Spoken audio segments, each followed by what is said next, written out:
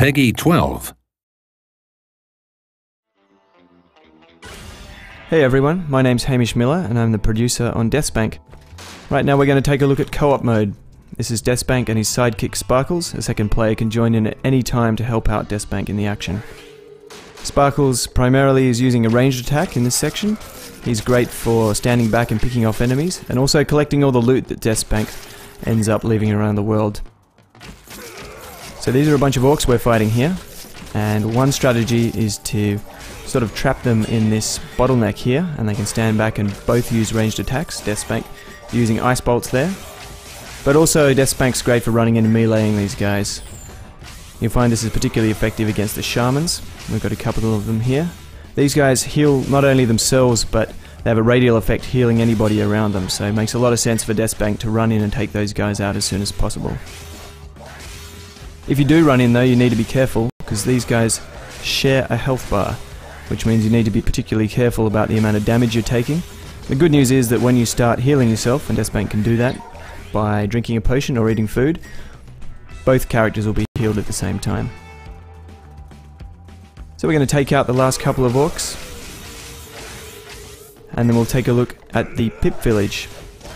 And this will be a little bit more difficult, so we'll explore some of the other techniques that these guys can use together. This is Sparkle's flamethrower attack. As a hint and tip, you might find it valuable for DeathSpank to hang back and use ranged attacks while Sparkles holds them at bay with the flames. And then we have DeathSpank's spinning sword attack and Sparkle's third ability, which is to heal DeathSpank. Very valuable when you're surrounded by many enemies. DeathSpank can throw up his shield and run through a whole bunch of enemies to try and escape damage, and Sparkles will just have to be careful because he doesn't have a shield of his own, and there's some pretty effective flamethrowing. I think that's a verb.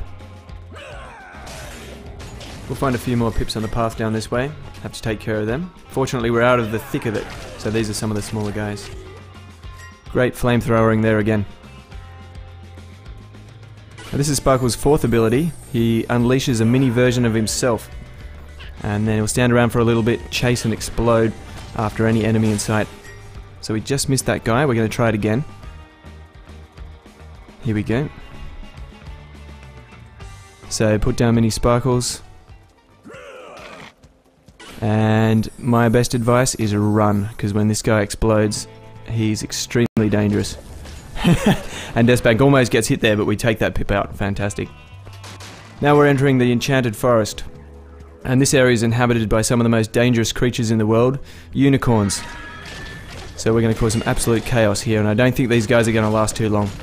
But hopefully what we've shown you today is a demonstration of how DeathSpank can be best shared between friends, with two players playing in the game at the same time and causing all sorts of chaos.